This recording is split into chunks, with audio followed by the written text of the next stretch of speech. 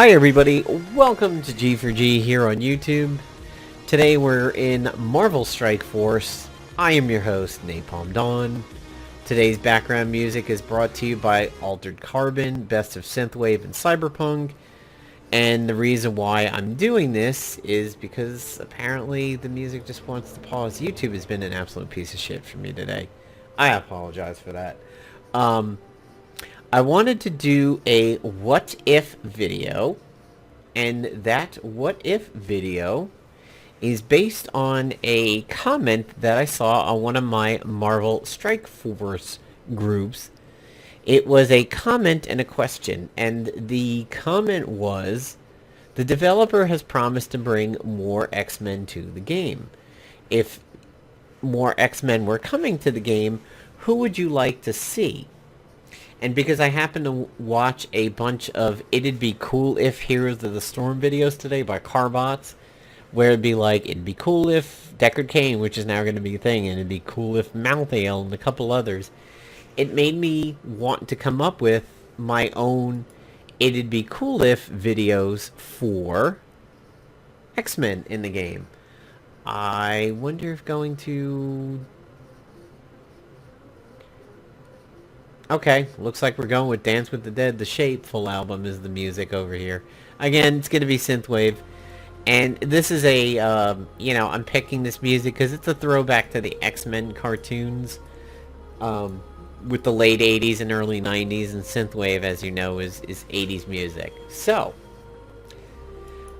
we're going to discuss the format of these ideas first. And using Captain America as a template, as you can see, Captain America has 3 abilities and a passive. So I'm going to honor that by my characters having 3 abilities and a passive. The other thing that I'm going to honor in this is that my characters will have buffs and debuffs that are currently in the game. So I'm not reinventing the wheel per se. I'm working within the wheel that exists already. That's not to say that if X-Men showed up in the game that they wouldn't invent new debuffs and buffs, but I'm only going to work with what is in the code of the game right now. So the first one that I want to talk about is Colossus. So Colossus is going to be a hero and a protector and a mutant and an X-Man. That's going to be his traits over there. My idea for Colossus is that I want a very, very risky tank out of him. By that, I mean he's not going to bring the offense that a lot of tanks are capable of now, but he's going to bring a lot of debuffs. He's going to be different than other tanks. When I first mentioned an ability, you're going to say, that sounds familiar, but just hear me out. And I need him to stand out a little bit. There has to be an interesting reason why you're bringing Colossus. He's probably, if anything, going to be closest to Luke Cage, but with a little bit less on the offense over there. So his first ability... Oh, by the way, a lot of the basis for these skills and everything that we're going to talk about is coming from Marvel Avengers Alliance, Marvel heroes, and just general references to these heroes throughout the years. And in this video, I'm only... So here's a Marvel heroes talent tree for Cyclops. I was using it for some reference over here. We're only going to deal with X-Men heroes in this game. I'm going to do other videos later on X-Men villains. And I also want to do a video on It'd Be Cool If Runaways were in the game. The reason why I picked Runaways is because they're active on Hulu right now. The series is great. And Molly has always had a place near and dear to my heart. I like to joke that my girlfriend is Molly because of her ability to rage out a little bit on PvP related games like Overwatch and stuff. And they both are addicted to caffeine. And I think I could very, very easily, when it comes to the Runaways, think of Nico, Carolina, Molly, and Chase. I hate that it sounds like I'm only listing the ones that were in MAA, but to me, those are four of the easiest ones to think of abilities for. Very much so for Molly and Chase. I have very good ideas for those two. But anyway, topic at hand, X-Men heroes. So we're going to be going through 4 heroes in this, and I've kind of spread them out across the roles a little bit. There's going to be some overlap, but here we go. So Colossus is going to be a protector. His first ability is going to be Steel Punch. Low damage to start with, 80% damage.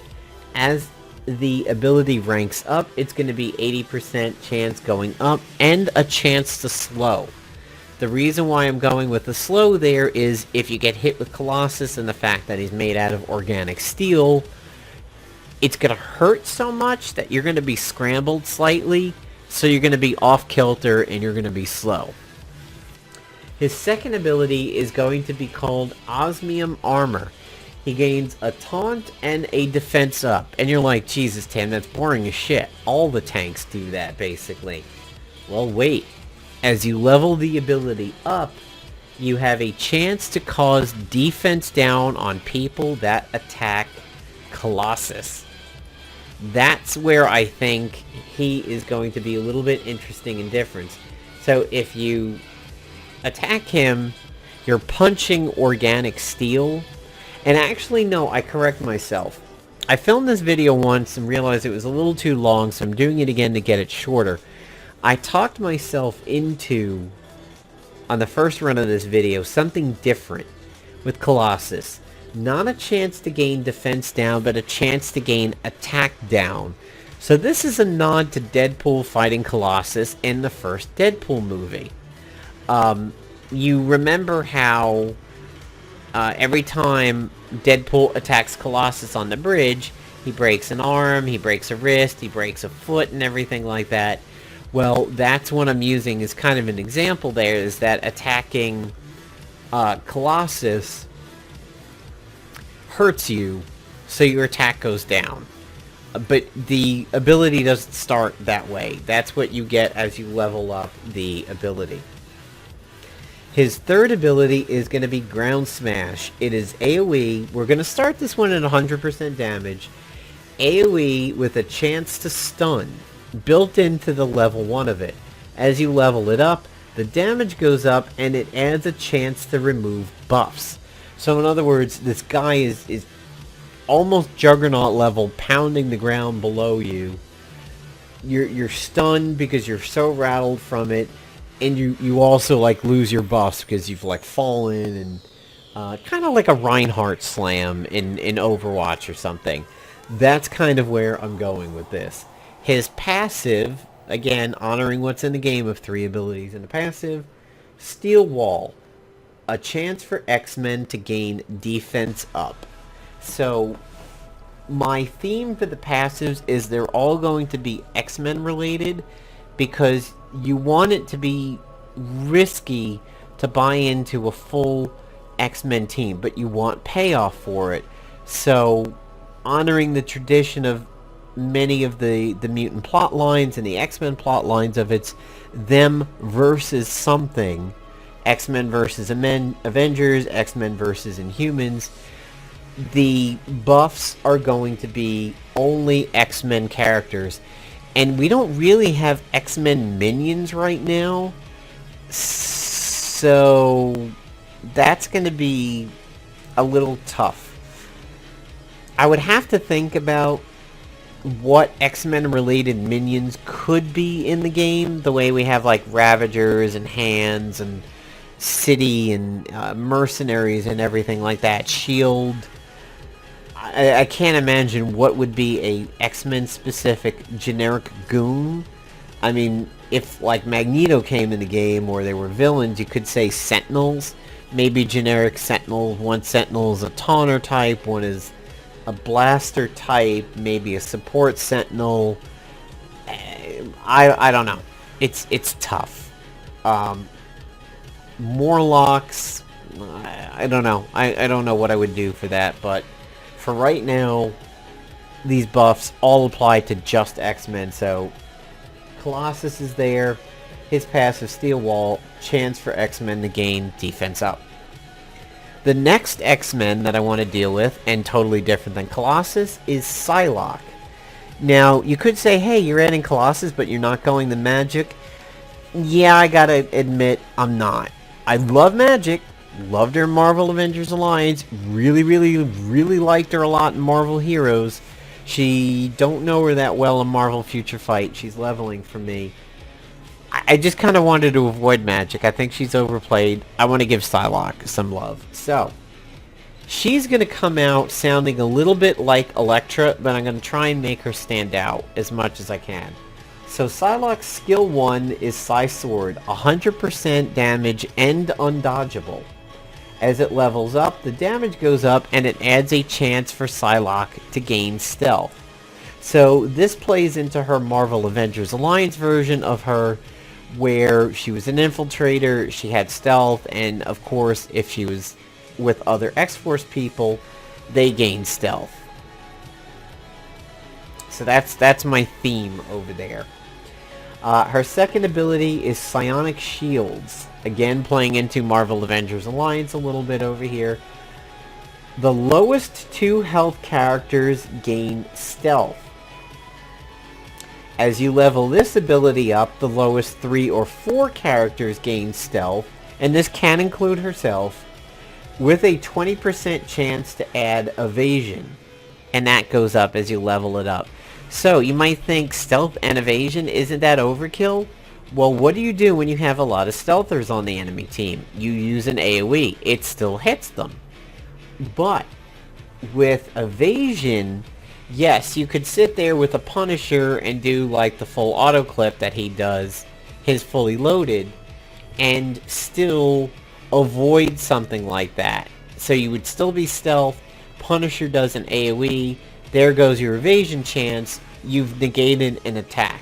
But now you are available to another AoE or another splash if it happens. So it's balanced, it's strong, but there are very easy counters to it, which I think makes this one a little bit fair.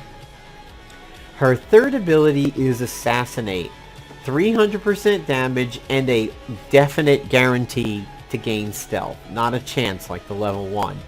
As you level up Assassinate, it gains increased damage and a chance to add evasion to herself. So again, like her level 2 or her skill 2, she's working with stealth and evasion. Her passive is Psi Evasion. All X-Men have a chance to gain stealth when attacked. So this is a little bit of a swerve over here. Rather than it be something like this, apply stealth to the lowest health ally, by making it on attack rather than when they attack, it's a way of protecting them but not have it be overpowered. So say you're attacking Psylocke, okay, or we'll use Colossus in this case. You attack Colossus and the attack goes through, but then the passive kicks in and it retaliates by going stealth, which means future attacks that round are probably not going to hit him unless it's AoE, but then when they get their turn, they do their stuff, the stealth falls off. It's powerful but balanced, and if it is done on the attack, I think it's a little too powerful. This is like a retaliatory stealth over here, or evasion. No, stealth, excuse me. Which makes it kind of fair and keeps it balanced, but when you're using it with, say, some other stealthers and whatnot, it could work out interesting. The next one that I want to do, so taking a look at Elektra, she is a brawler, she's a martial artist, so you would see Psylocke gain a bunch of those plus all the X-Men and mutant ones. And obviously she's not going to be a villain because even though Psylocke has acted as a villain before, we're only talking about heroes on this one. The next one that I want to talk about, since we've covered a brawler and a tank, is Emma Frost. So Emma's going to come in as a blaster. Her skill 1 is Mental Blast, 100% damage, and as you level it up, an increased damage and a chance to stun. I went with a chance to stun on this one because it's the first of the X-Men that we're talking about here that adds a stun on a simple ability, and it's a mental attack. You want to picture being hit with a mental blast by Emma and having your brain scrambled psychically, whereas hitting Colossus could cause that physically. I wanted an attack on your brain power from Emma. That's why it's going to have a chance to stun as you level it up. For her second ability, noting that a lot of characters' second ability is kind of buffy in a certain way, like Bring It On as a taunt and a regenerate, I wanted to go with Diamond Skin. So every representation of Emma that we've seen, be it when she was being rescued in an X-Men movie and she went Diamond Skin to X-Men First Class, she did it. She did it in Marvel Avengers Alliance. There was a whole tree dedicated to it in Marvel Heroes. I wanted to take a nod to that, and Diamond Skin is her skill 2. Defense up and counter. That counter is an homage to her ridiculous period of being an infiltrator in Marvel Avengers Alliance when she was a scourge of PvP, where she would do the preemptive attack, and it was just so nasty to think about attacking when a preemptively striking infiltrator, Emma Frost, was on the enemy team. So she's going to gain a personal defense up and a counter. I almost thought about making her have a taunt there too, having like a non-protector do something crazy, but I thought that might really not fit her theme enough, so I just took out the taunt. As you level this up, you increase the number of counters. So rather than one counter and done, like say Crossbones, you're adding multiple chances of counters over there. And since you're countering with the level 1, attacking Emma when this is up is pretty scary, because she might retaliate with an ability that winds up stunning you. And I think that's pretty fair for getting hit with the counter over here. Her third ability is Summon Illusions.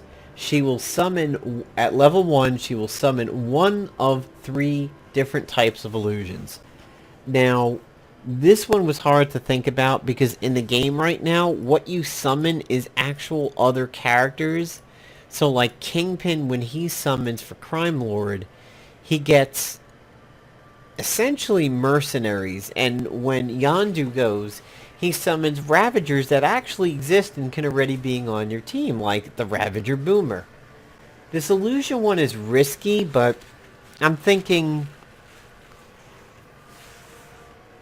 Foxnet can maybe easily make some whited out character that's, kind of ghosty mental projection looking kind of a setup over here, so that maybe they could use a base model of somebody but then white it out to make it look not recognizable. So the 3 illusion types are a taunter type, and so they get summoned with a taunt, kind of like the Kingpin bodyguards. I don't really know what I want to do with the abilities on that one. I have to think more on that. The other illusion type would be a damage dealer, where it's a single target damage, and the second ability is AoE. And then the final type is also damage, but lower, because this is a debuffer. So the first attack will be a lower damage single target attack with a chance to stun, and then the second ability is an AoE defense down. That's the illusions. One of those 3 will pop up. As you level it up, you have an increased number of illusions that you can stun and bonus health. So this does kind of take a lot of, from Yondu's boarding party. And as you can see here, as you upgrade the abilities here, the allied damage goes up. and max health to ravage your allies. So it uses a similar vein to Boarding Party, but obviously a little different as it's coming from Emma. Her passive is all X-Men have a chance to gain evasion. Now that sounds weird and out of character for Emma, but the way that I think about it is if the game had an accuracy down, that's what I would have it do. That her passive would cause the enemy team to gain accuracy down. It doesn't exist in the game, so I'm putting it back on the heroes and say they gain a chance for evasion. So the goal of it is the passive makes the enemy team miss because their brains fucked up. They're getting screwed up by Emma's presence on the battlefield. And the only way to do that in the game currently, right now, is to gain an evasion. Accuracy down would be better because it would last for more than one attack, but it doesn't exist in the game right now. If it ever does, that's what I would change this to. The third and next to the last character for the video is Iceman. So Iceman's going to kind of fall under that controller category. I don't even know who would be a controller. Any of the ones like when you're doing the challenge modes and you can only do it with controllers, that's who I'm kind of looking at Iceman to be. His first ability is going to be Icicle. 100% damage with a chance to pierce, caked into the level 1. As you level it up, the damage goes up and it has a chance to chain. Kind of makes sense there. I'm sort of having that mental image of Christmas Story where the kid finally gets the gun at the end and he shoots it and an icicle falls down and it hits his eye and it pierces his glasses. That's sort of what I'm thinking along this line. His 2 is Blizzard. So for Iceman, I didn't want to go with just like a buff debuff attack over here. I wanted a legit real attack. And if you look at Spider-Man, everything he does of his 3 abilities is a legit attack, rather than just sitting there and like buffing himself. So Blizzard starts at 90% damage and it's a full AoE with a 50% chance to slow the target. That's what the ability is right out of the gate. As you level it up, you increase the damage and you increase the chance to slow. That's why I'm thinking he would fall under the realm of a controller. He's pretty debuff heavy. And then for his third ability, and I wanted to go really, really crazy on this one, and give a nod to the non-Four Horsemen of the Apocalypse version of Iceman that we had in Marvel Avengers Alliance. So there was the very goody two-shoes Iceman, and that like shielded his allies and had some regeneration. Then there was the Horsemen of the Apocalypse, which had the chance to res. And to be honest, let's remember, Bobby is an Omega level mutant. No, I'm not going to go with the gay Iceman that Marvel was trying to pull over there because it's retarded. His third ability is Frozen Solid. He stuns himself for 1 turn, and at the end of the turn when he comes out of it, he heals for 50% of his max health. You've probably seen Pokemon do this. I don't remember which one does it, but like Battle Pets and WoW do it, Pokemon do it. It's a risky move, but the payoff is really good. As you level the skill up, he has an increased heal and a chance for a defense up. So this is what's going to happen here. When the ability comes online, he stuns himself. When the stun is over, he heals for 50% of his max health. So if he's at 70% when he does it, he's going to 100. If he does it at 50%, he's going to 100. If he does it at 40, he's going to 90% of his max health. When he comes out of it, after you level the ability, he has a chance to gain defense up. So he's coming out of the Frozen Solid better. He's healed, and his ice is more compressed, so his defense goes up. Fun ability, because if you don't bring a tank, you could very easily kill Iceman before the stun and the heal complete. Or if somebody stealthed him and he's not targetable, like say Psylocke, it's risky. Like, if he's just doing it wide out in the open and you have everybody up and there's nobody stopping you, you're just going to pound on Iceman before he completes this really big heal. But if he's well protected, you're going to struggle to get to him. You're like, oh, I got to get this before you get it. It goes off. He's now pissed you off because he's at 100% health again. That's the payoff for this ability. I think it's really interesting. I think it fits within the confines of what the game can do. And I think it's really cool. And it's a little bit of a nod to the heroic version of Iceman from Marvel Avengers Alliance. His passive is regenerative ice. All X-Men have a chance to gain regen, and as you level it up, it's an increased chance.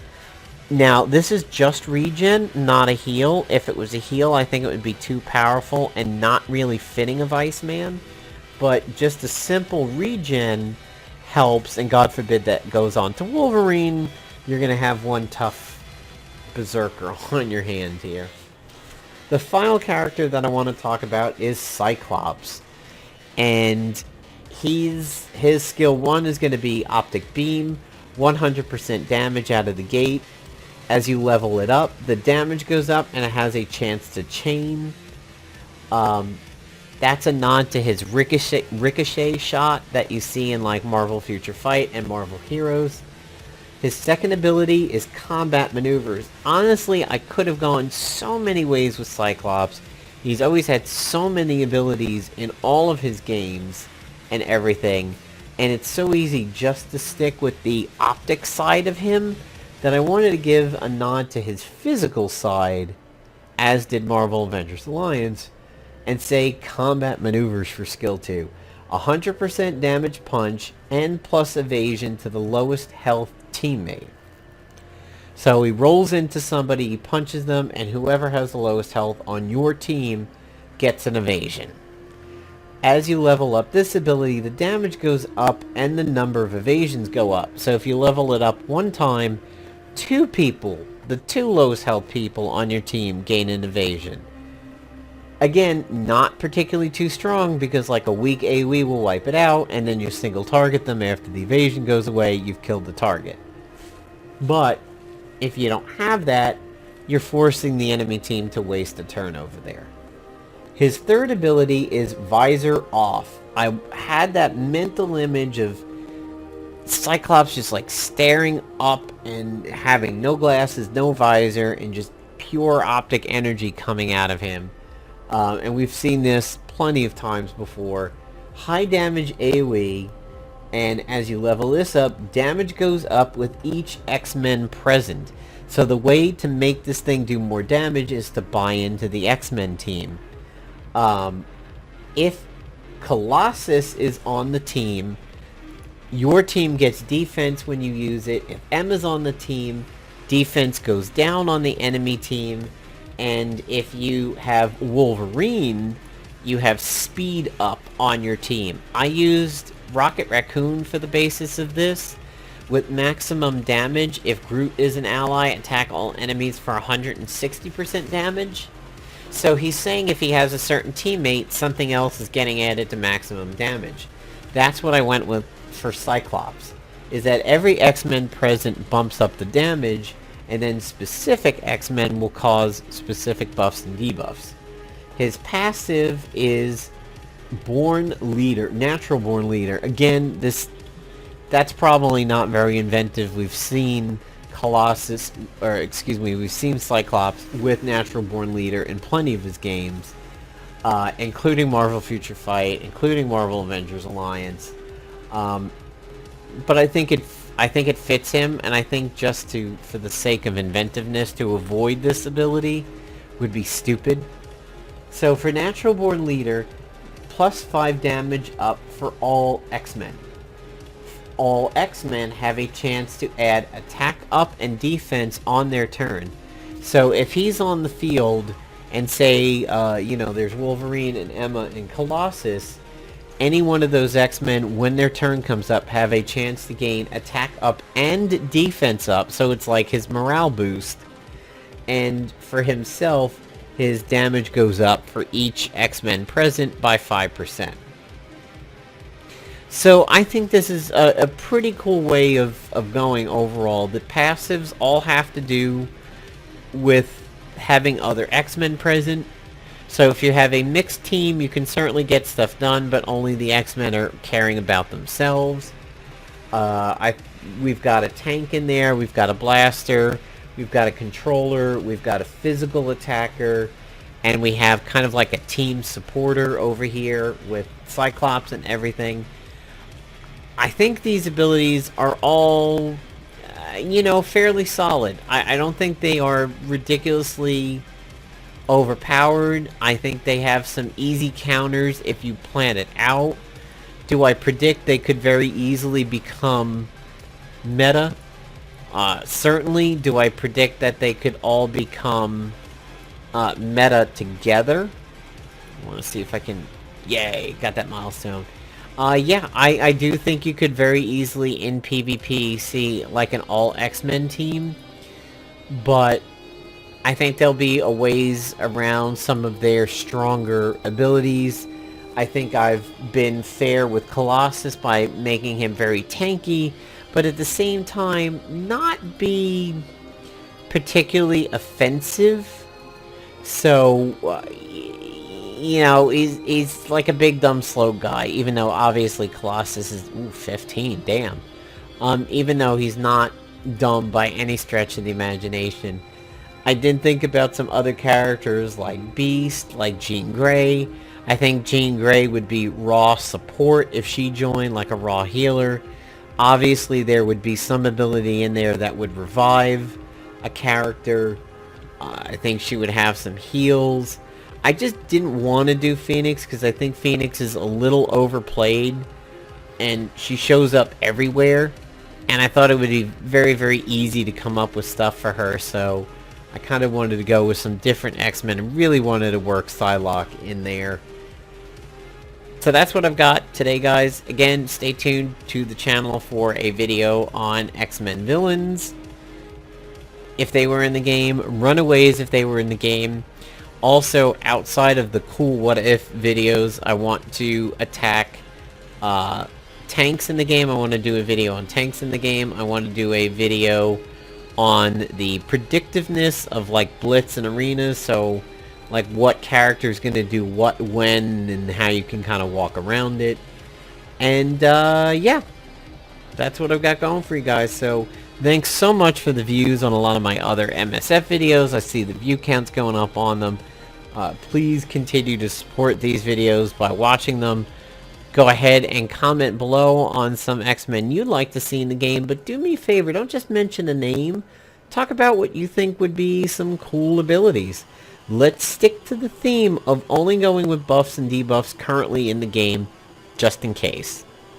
Hope you liked the video, folks. See ya.